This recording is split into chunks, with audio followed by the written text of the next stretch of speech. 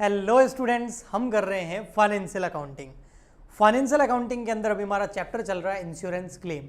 Insurance claim का एक lecture पहले आ गया है, उसके अंदर मैंने आपको बेसिक कॉन्सेप्ट बताया था और लॉस बाय फायर के बारे में हम बात कर रहे थे। ठीक है, यानी कि अग्नि से जो हानि होती है उसका इंश्योरेंस कैसे होता है और उससे रिलेटेड क्या क्या हमें टॉपिक्स वगैरह पढ़ने होते हैं, वो हमने फर्स्ट लेक्चर के अंदर देखा था। आज के लेक्चर के अंदर मैं आपको एक न्यूमेरिकल क्वेश्चन करके बता रहा हूँ और इससे आपको पता चलेगा कि किस टाइप के क्वेश्चंस आपके एग्जाम के अंदर आते हैं। तो मैंने यहाँ पर क्वेश्चन लिख रखा अच्छे से, तो मैं यहाँ पर पढ़ लेता हूँ, आप इसको देखिएगा और इसको हम सॉल्व करेंगे अभी। ठीक है, तो यहाँ लिखा हुआ है, अ फायर ब्रोक आउट, एक आग लगने की घटना हो गई in the godown of a businessman, किसी बिजनेसमैन के गोडाउन के अंदर आग लग गई। डेट बहुत इंपॉर्टेंट है, वो है 31 दिसंबर 2020। ये क्या है? ये है डेट ऑफ फायर। तो ये डेट बेटा ध्यान रखना, बहुत ज़्यादा इंपॉर्टेंट डेट होती है जिस दिन आग लगती है गोडाउन के अंदर, बिजनेस के अंदर, डेट ऑफ फायर। ठीक, but the books of accounts and goods valued 550 were saved. अच्छा, हुआ क्या? आग लगी, ओके। उस आग लगने के दौरान हमने भी थोड़ी मेहनत करी और उस बिजनेसमैन ने मेहनत करी और उसने क्या किया, जो बुक्स ऑफ अकाउंट्स थे जिसमें सारा का सारा डेटा था वो बचा लिए और 550 रुपये का गुड्स भी हम बचा पाए। इसी को बोलते हैं साल्वेज गुड्स, जो हमने लास्ट लेक्चर में बात करी थी। The following extract were made available from the books. जो हमने बुक्स बचाई उससे हमें कुछ डेटा मिला, सारी बुक्स तो नहीं बचा पाए लेकिन कुछ जो बुक्स बचाई तो आधा अधूरा डेटा हमारे पास में है। इसकी हेल्प से हमें ये पता लगाना है कि जिस दिन आग लगी उस दिन हमारे पास में स्टॉक कितना पड़ा था। आग की डेट क्या है? 31 दिसंबर 2020। तो इस डेट का हमें चाहिए स्टॉक। इस दिन का हमारे पास स्टॉक कितना पड़ा था? जितना स्टॉक इस दिन हमारे पास पड़ा था उसमें 550 रुपये का बच गया और बाकी का जल गया। उसके लिए हम क्लेम करेंगे, इंश्योरेंस कंपनी को बोलेंगे भैया प्रीमियम पे किया है तो पैसा दो या स्टॉक ला के दो। बट हमारे पास डेटा है क्या? इस डेट का हमारे पास स्टॉक है। आइए देखते हैं इनके अंदर। हमको एक मेमोरेंडम ट्रेडिंग अकाउंट दिया हुआ है, लेकिन वो कब का दिया हुआ है? 31 मार्च 2020 का दिया हुआ है। देखो 31 मार्च 2020 का, और आग कब लगी है? 31/12 को। तो दोनों डेट के बीच में गैप हो गया ना। मार्च का दे रखा हमको ट्रेडिंग अकाउंट, उसके बाद अप्रैल, मई, जून, जुलाई, अगस्त, सितंबर, अक्टूबर, नवंबर, दिसंबर, तो लगभग 9 महीने जो है उसका हमें कोई डेटा नहीं है, तो उसका स्टॉक हमें पता नहीं है। लेकिन मार्च का स्टॉक हमें पता है। मार्च का हमें स्टॉक पता है, क्लोजिंग ये रहा, वो कितना है? 29,410। लेकिन ये 29,410 का जो स्टॉक पड़ा था गोडाउन में, ये कब पड़ा था? ये तो 31 मार्च 2020, 31 मार्च 2020। हमें तो दिसंबर 2020 का चाहिए। तो हम कैसे निकाल सकते हैं? उसके लिए हमें कुछ इन्फॉर्मेशन दे रखी है। ट्रेड क्रेडिटर्स दे रखी हैं, सेल्स दे रखी हैं, पेमेंट टू क्रेडिटर और क्रेडिटर 2 डेट के दे रखे हैं। एक तो दे रखे हैं इस डेट के 31 मार्च के, एक दे रखे हैं हमें 31 दिसंबर के। एक क्रेडिटर को पेमेंट कितना किया वो दे रखा है।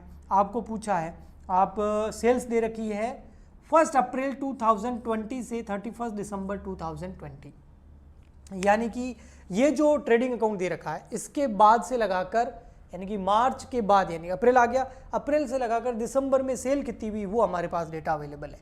आपको कैलकुलेट करना है अमाउंट ऑफ क्लेम। तो हमें कुछ नहीं करना है, हमें ट्रेडिंग अकाउंट बनाना है।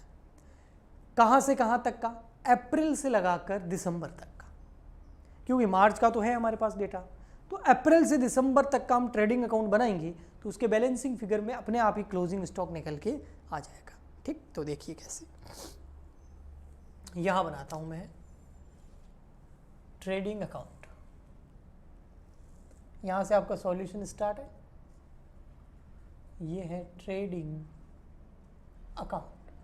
कब से कब का है? 1 अप्रैल 2020 से लगाकर 31 दिसंबर 2020 तक का। ठीक, ओके। अब इसमें आपको बताइए क्या क्या आता है। ट्रेडिंग अकाउंट तो आता ही है ना, बीकॉम कर रहे हैं, 11th क्लास के अंदर सीखा होगा ना। अगर नहीं सीखा है तो बेसिक लेवल ऑफ अकाउंटिंग नाम से प्लेलिस्ट में आपको एक प्लेलिस्ट मिल जाएगी, उसके अंदर मैंने ट्रेडिंग अकाउंट वगैरह कैसे बनाते हैं वो भी सिखाया है। इस चैनल पे आपको सब कुछ मिलेगा, एडवांस से लगाकर बेसिक से लगाकर एडवांस लेवल तक। ओके, तो सबसे पहले यहाँ आता है ओपनिंग स्टॉक।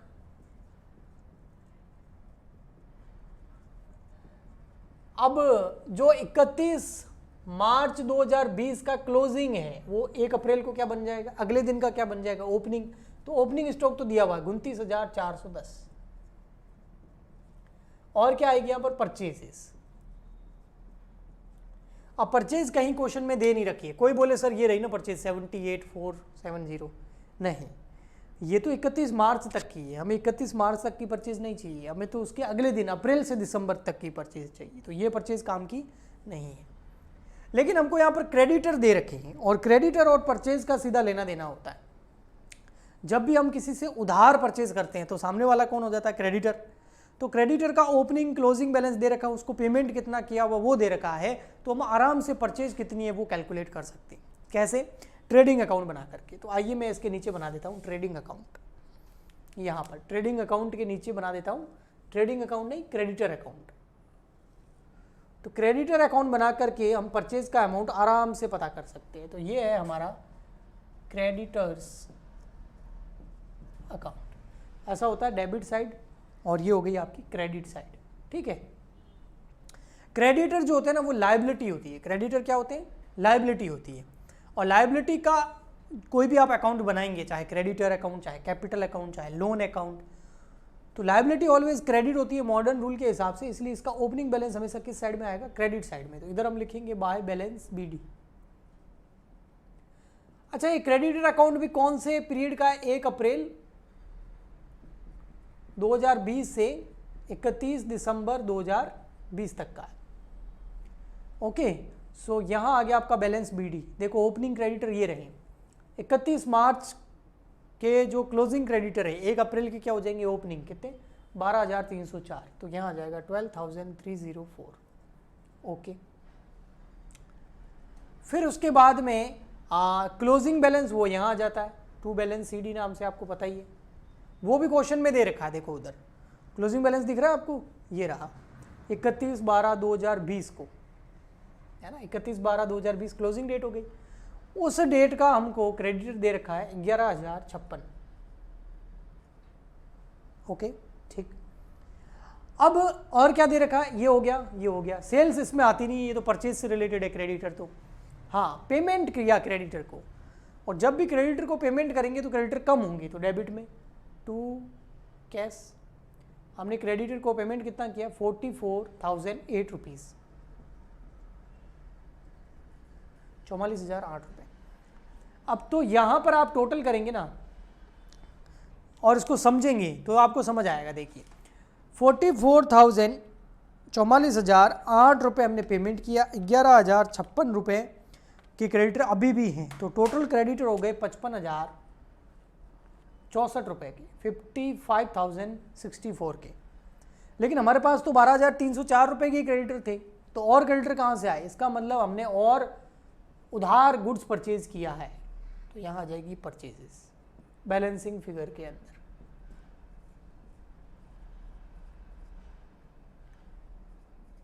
ठीक है, कितनी आ गई, 55,064 में से लेस कर दो 12,304, 42,760, ये क्या आ गए, आपकी परचेज आ गई। मैंने बोला था परचेज चाहिए, ये आ गई यहाँ से, कितनी आ गई, 42,760। ये कैसे आई, वर्किंग नोट नंबर 1, ये आपका वर्किंग नोट नंबर 1। ओके, और क्या चाहिए, और चाहिए हमें सेल्स, जैसे परचेज वैसे सेल्स चाहिए। सेल्स आपको क्वेश्चन में दे रखी है, ये देखो उधर, उधर देखना, इधर दिखा रहा हूँ आपको क्वेश्चन। सेल्स में देखिए ये रही, 1 अप्रैल से लगाकर 31 दिसंबर की सेल, हमको वही चाहिए, 1 अप्रैल से 31 दिसंबर की सेल कितनी दे रखी है, वो दे रखी है 54,600 रुपये, तो यहाँ आ जाएगा 54,600। क्लोजिंग स्टॉक के लिए ही ये सब कुछ कर रहे हैं, लेकिन क्लोजिंग स्टॉक हमें पता नहीं है, तो क्लोजिंग स्टॉक आएगा हमारा बैलेंसिंग फिगर से। अब कोई बोले सर इसमें तो प्रॉफिट आता है ना, ग्रॉस प्रॉफिट या ग्रॉस लॉस, वो आता है बैलेंसिंग फिगर से।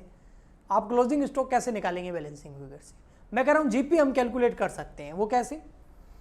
ये देखो, अब इधर क्वेश्चन में देखना, ग्रॉस प्रॉफिट कितना है, देखो 14,700 पिछले पीरियड का है ना, मार्च तक का, और मार्च तक की सेल्स कितनी है 98,000। तो हम जीपी का परसेंटेज नहीं निकाल सकते? बिल्कुल निकाल सकते हैं कि जीपी का परसेंटेज कितना है। तो हम जीपी रेट निकाल देंगे। क्या निकाल देंगे? GP rate. GP rate previous data के बेसिस पे 14,700 रुपये का प्रॉफिट है, कितनी सेल पर? 98,000 की, इनटू कर दो 100, तो आपके पास जीपी रेट आ जाएगी, ग्रॉस प्रॉफिट की रेट आ जाएगी आपके पास।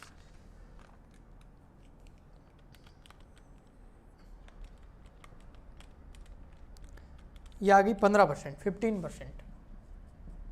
अब जीपी रेट आ गई है तो आप जीपी नहीं निकाल सकते क्या? करंट पीरियड का निकाल सकते हैं। ये रही सेल्स, इसका निकाल दो 15%, 54,600 करंट पीरियड की, अप्रैल से दिसंबर की सेल है, उसका 15% कर दो। बीकॉम में कैलकुलेटर अलाउ होता है, पता है ना आपको, तो यूज किया करो इसको। 8190। अब टोटल कर दो इस साइड की, तो 29,410 प्लस 42,760 और प्लस 8190, तो आ गया 80,360। अब उसमें से लेस कर दो क्या? सेल 54,600। तो बैलेंसिंग फिगर में क्या आ गया? Closing stock 25,760। तो 25,760 क्या आ गया क्लोजिंग स्टॉक? यानी कि दिसंबर 31 दिसंबर को जब आग लगी, डेट ऑफ जो फायर है, उस दिन हमारे पास क्लोजिंग स्टॉक कितना था? 25,760। तो अब हम क्लेम कितना करेंगे? तो क्लोजिंग स्टॉक कितना आपके पास? नीचे की तरफ देखो, इधर क्लोजिंग स्टॉक हमारे पास था 25,760 रुपीज़। ये हमारे पास क्लोजिंग स्टॉक था। इसमें से हमने बचा कितना लिया? 550 रुपये का। ये देखो ऊपर सेव गुड्स, जिसको हम सालवेज गुड्स भी बोलते हैं। क्या बोलते हैं? Salvage goods 550। ठीक है, इसको हम लेस कर देंगे क्लोजिंग स्टॉक में से। देखो नीचे सालवेज गुड्स, जो आपने गुड्स बचा लिया उसका क्लेम थोड़ी देगी कंपनी, 550 रुपये का, वो लेस हो जाएगा। तो अब आ जाएगा अमाउंट ऑफ क्लेम।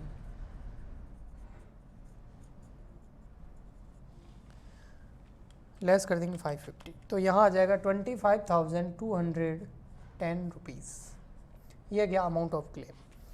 ये थोड़ा क्वेश्चन सिंपल था क्योंकि इसके अंदर एवरेज क्लोज नाम की चीज़ नहीं थी।